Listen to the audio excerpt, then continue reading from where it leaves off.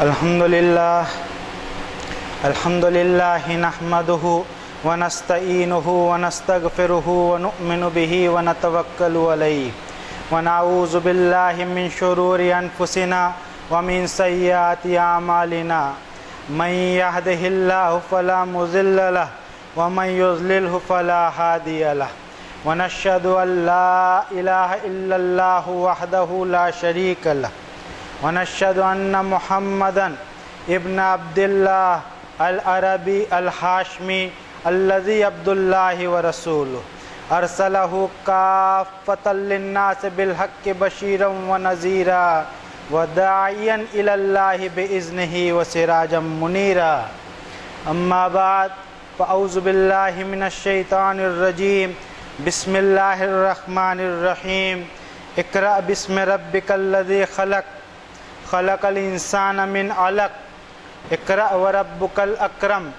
الذي علم بالقلم علم الانسان ما لم يعلم صدق اللہ العظیم وصدق رسولہ النبی الکریم ونحن على ذلك لمن الشاہدین والشاکرین والحمد للہ رب العالمین۔ ہر قسم کے شیطانی وسوسے اور نگیٹیو تھاٹ سے بچنے کے لیے اپنے رب کی پناہ چاہتے ہیں۔ اسی رب کے گلوریس نام اور صفات کے ساتھ ابتدا کرتے ہیں جو بڑا مہربان، بار بار رحم فرمانے والا ایک اکیلا مالک ہے۔ اسی مالک نے ہم سے کہا کہ پڑھ اپنے رب کے نام کے ساتھ جس نے ہر چیز کو پیدا کیا۔ انسان کو پیدا کیا جرم سیل سے۔ اپنے پڑھنے کے سفر کو جاری ہی رکھ، یقیناً تیرا رب بڑے کرم والا ہے جس نے علم دیا قلم کے ذریعے، انسان کو وہ علم دیا جو انسان جانتا تک نہ تھا۔ لہذا ہمیں سب سے پہلے اپنی لا علمی اور اپنے رب کے العلیم ہونے کا اعتراف کرنا چاہیے، ساتھ ہی اپنے ایک اکیلے مالک کی وحدانیت اور ونس کا اقرار ہمارے ذہنوں میں ہمیشہ تازہ رکھنا چاہیے۔ یقیناً اس مالک کی ذات ہر شے پر قادر، کائنات کی تخلیق اس کی قدرتوں کی شاہکار اور گواہ۔ وہ اپنے فیصلے اور حکم میں ایک اکیلا، واللہ یحکم لا موکب لحکمہ، اس نے جو حکم دیا وہ لاگو ہو کر رہے گا، کسی میں طاقت نہیں کہ اس کے فیصلے کو لاگو ہونے سے روک سکے۔ یقیناً اس نے جو فرما دیا اسے ہو کے رہنا ہے، اس لیے کہ اس کی ہر بات اٹل ہوا کرتی ہے۔ وَهُوَ اللَّهُ فِي السَّمَاوَاتِ وَالْأَرْضِ، ابھی تک جتنی کائنات اور یونیورس ہم نے دریافت اور ڈسکور کی ہے اس کا بھی وہی رب، اور ان کائنات اور یونیورس کا رب بھی، مالک بھی وہی جو ابھی تک ہمارے علم اور ہماری ادراک میں نہیں آ سکی ہے۔ وَلِلَّهِ يَسْجُدُ مَا فِي السَّمَاوَاتِ وَمَا فِي الْأَرْضِ، ہر کائنات، ہر یونیورس کی ہر مخلوق اپنے ایک اکیلے خالق و مالک کے آگے ٹوٹلی سبمٹڈ۔ وَأَنَّ الْمَسَاجِدَ لِلَّهِ، سجدے کے سارے حقوق صرف اور صرف اسی ایک مالک ہی کے لیے، جس کے سوا کوئی اس لائق نہیں کہ اس کی عبادت و بندگی کی جائے۔ مَا خَلَقَ اللَّهُ السَّمَاوَاتِ وَالْأَرْضَ وَمَا بَيْنَهُمَا إِلَّا بِالْحَقِّ وَأَجَلٍ مُّسَمًّى، جس نے ہر چیز بامقصد اور ایک وقت مقرر کے مطابق بنائی۔ بے شک اس کی شان کے خلاف ہے کہ وہ کوئی کام فضول اور بے مقصد کرے۔ وَتُعِزُّ مَن تَشَاءُ وَتُذِلُّ مَن تَشَاءُ، وہ جسے چاہے عزت بخشے، جسے چاہے ذلت میں رہنے دے۔ تمام عزتوں کا وہ مالک، تمام کمیوں اور کمزوریوں سے پاک وہ۔ سبحان اللہ کہہ کر ہم یہ اقرار کرتے ہیں کہ اللہ ان تمام کمیوں اور کمزوریوں سے پاک ہے جو کسی بھی مخلوق میں موجود ہے۔ یقیناً اقال اس کی ذات، ہر کال پر وہ محیط۔ ہم کیا لائے تھے جو کچھ کھونے اور چلے جانے پر ہم روئیں اور افسوس کریں؟ جو کچھ بھی ہم نے لیا وہ یہیں سے لیا، جو دیا وہ سب یہیں پر دیا۔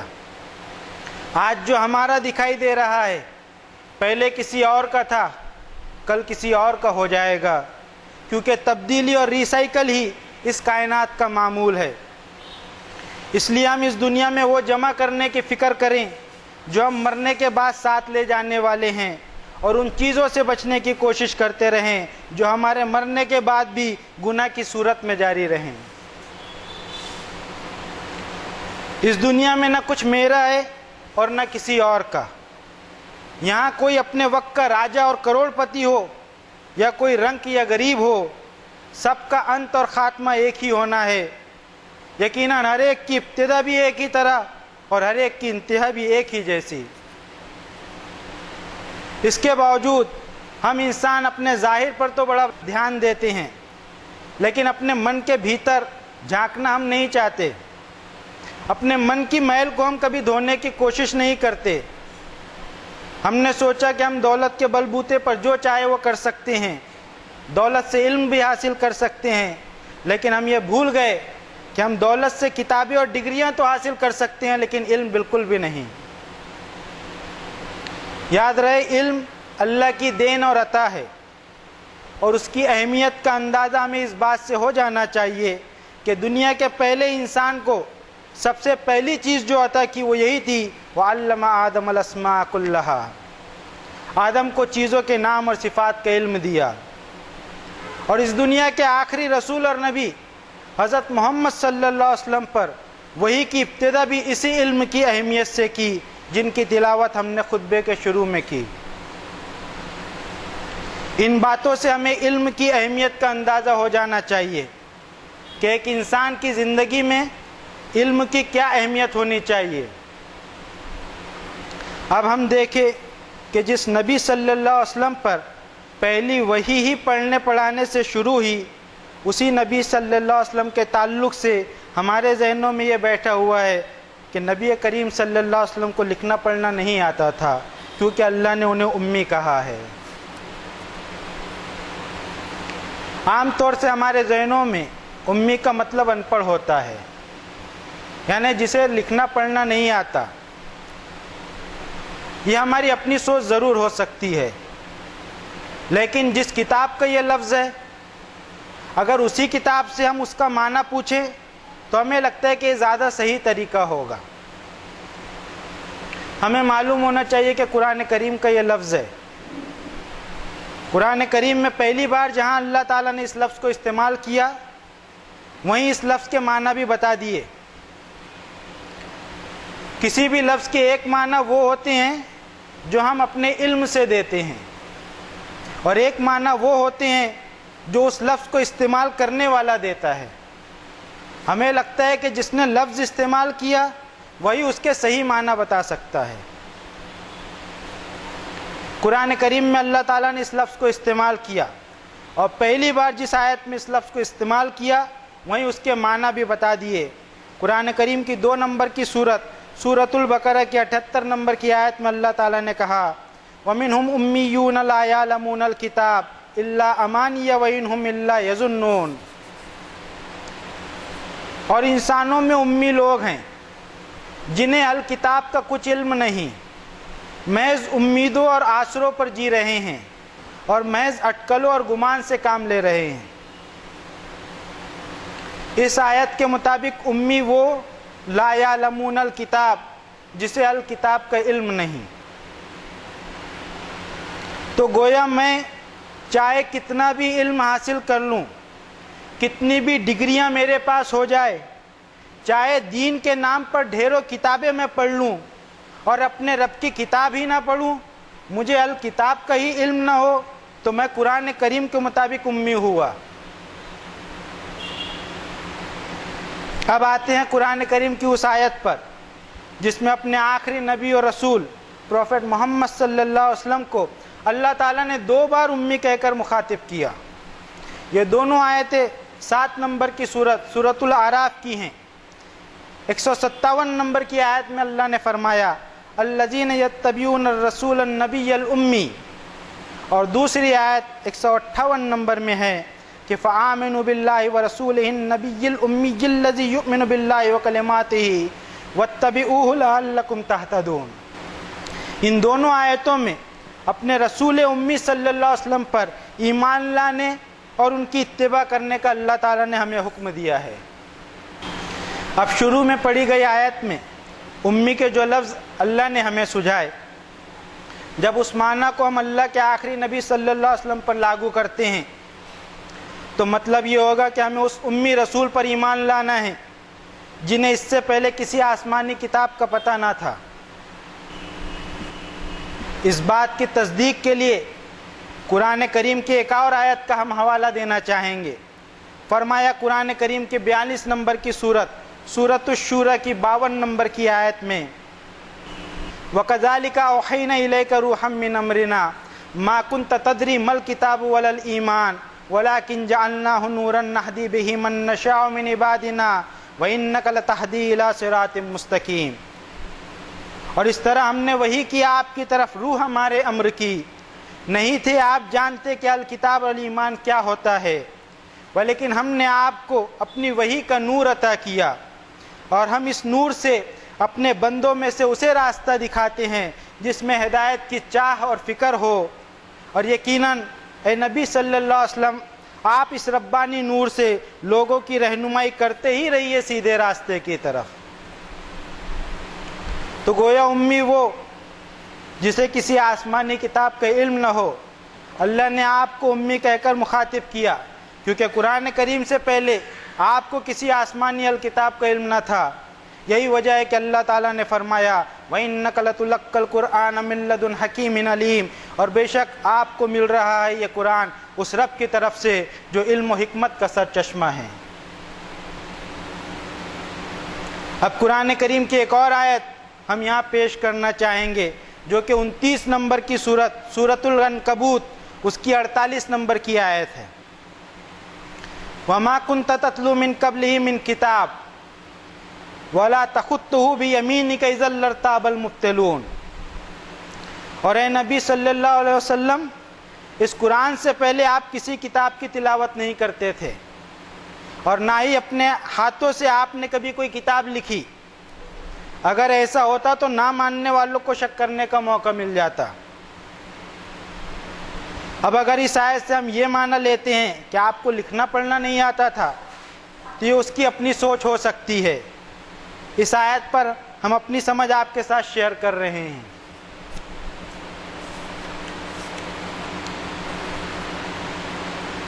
آج ہم میں سے ہر ایک کو لکھنا پڑھنا آتا ہے، لیکن کیا ہم میں سے ہر کوئی کسی کتاب کی تصنیف کر سکتا ہے؟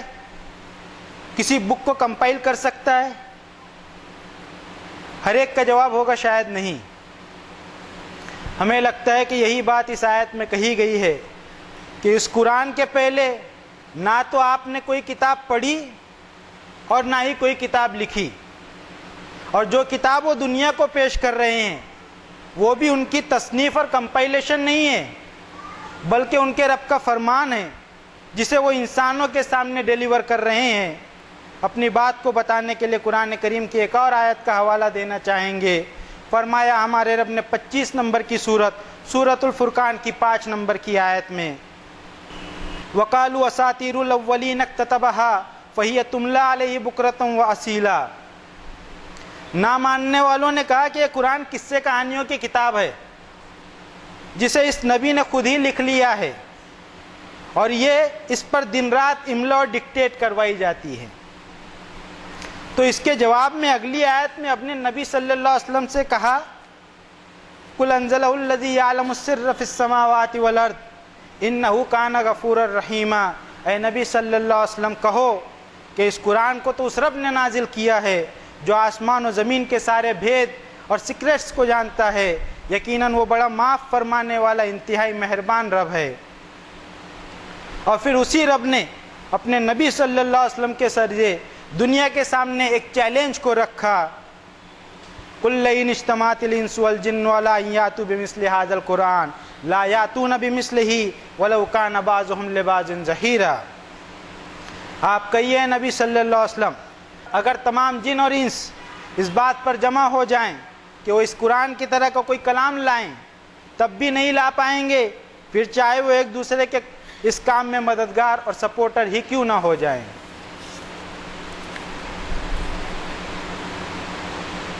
ان آیتوں کو دھیان میں رکھتے ہوئے ہم خود سوچیں کہ جس کتاب میں علم و حکمت کے موتی اللہ نے رکھے، جس کتاب میں پڑھنے پڑھانے پر اتنا زور دیا گیا، جس کتاب کے ذریعے نبی کریم صلی اللہ علیہ وسلم نے لوگوں کے ہاتھوں سے ہتھیار چھین کر ان کے ہاتھوں میں کاغذ و قلم تھما دیے، جنہوں نے لوگوں کو پڑھنے لکھنے کی طرف رغبت دلائی، انہیں نالج حاصل کرنے کے لیے موٹیویٹ کیا،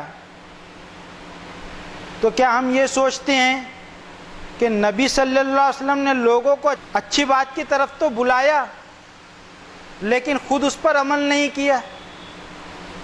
نعوذ باللہ، اس طرح تو ہم نبی کریم صلی اللہ علیہ وسلم کی ذات پر ایک بڑے الزام لگانے کے مرتکب ہو جائیں گے کہ اللہ معاف کرے، یہ تو لما تقولون ما لا تفعلون والا معاملہ بن جائے گا، نعوذ باللہ۔ جبکہ پورے قرآن میں نبی کریم صلی اللہ علیہ وسلم کا کیریکٹر وَأَنَا أَوَّلُ الْمُسْلِمِينَ وَأَنَا أَوَّلُ الْمُؤْمِنِينَ والا دکھائی دیتا ہے کہ سب سے پہلے میں فرما بردار ہوتا ہوں، سب سے پہلے میں مانتا ہوں، سب سے پہلے میں خود عمل کرتا ہوں، بعد میں تم کو دعوت دیتا ہوں۔ قرآن کریم کی آیتوں سے اس مضمون پر اپنی سمجھ ہم نے آپ کے سامنے رکھنے کی کوشش کی ہے، اس اقرار کے ساتھ کہ ہماری اپنی سمجھ ہے، قبول کرنا نہ کرنا آپ پر ہے، اور اس کا مقصد کسی کو غلط ٹھہرانا بالکل بھی نہیں ہے۔ اس میں جو بھی خیر کا پہلو بیان ہوا ہے اس کا سارا کریڈٹ اپنے رب کو دیتے ہیں، اور غلطیوں کا ذمہ دار خود کو مانتے ہوئے اللہ سے معافی مانگتے ہیں۔ اللہ اپنی کتاب سے ہمیں ہمیشہ جوڑ کر رکھیے، اپنی کتاب کی صحیح سمجھ اور گہرائی دیجیے، اور ہمیں اتنا حوصلہ اور ہمت دیجیے کہ ہم آپ کی کتاب پر عمل کر کے حق کو حق بول سکے اور اس پر عمل کر سکیں۔ اللہم ارنا الحق حقا وارزقنا اتباعہ وارنا الباطل باطلا وارزقنا اجتنابہ۔ اللہم ارنا الاشیاء کما ہی۔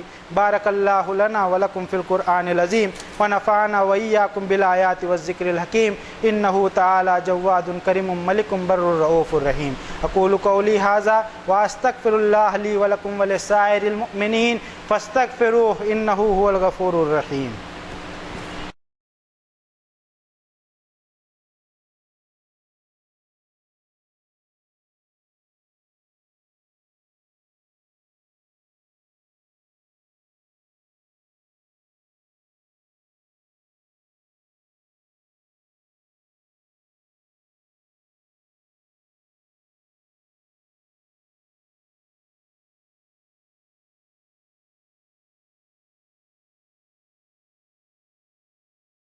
الحمد للہ وحدہ والصلاة والسلام علی من لا نبی بعدہ، اما بعد فاعوذ باللہ من الشیطان الرجیم، بسم اللہ الرحمن الرحیم۔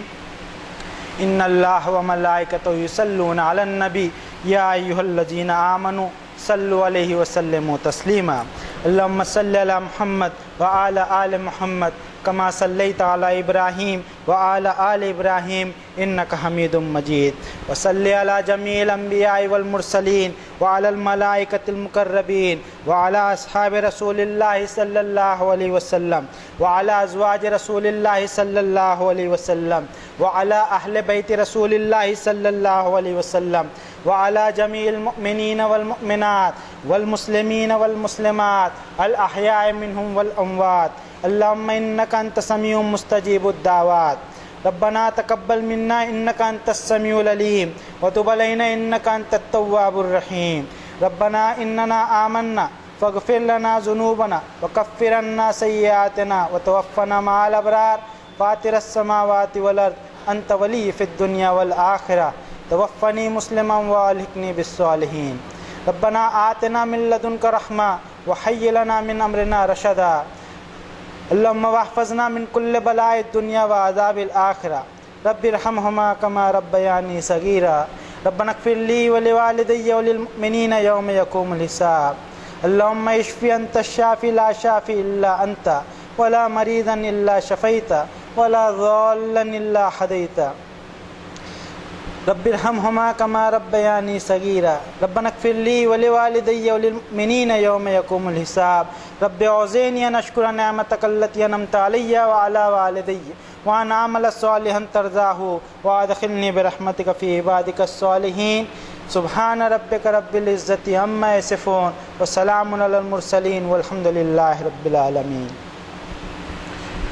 عباد اللہ اتقوا اللہ رحمنی ورحمکم اللہ ان اللہ یأمر بالعدل والإحسان وإیتاء ذی القربى وینہی عن الفحشاء والمنکر والبغی یعظکم لعلکم تذکرون اذکروا اللہ العلی العظیم یذکرکم ولذکر اللہ اکبر واللہ یعلم ما تصنعون.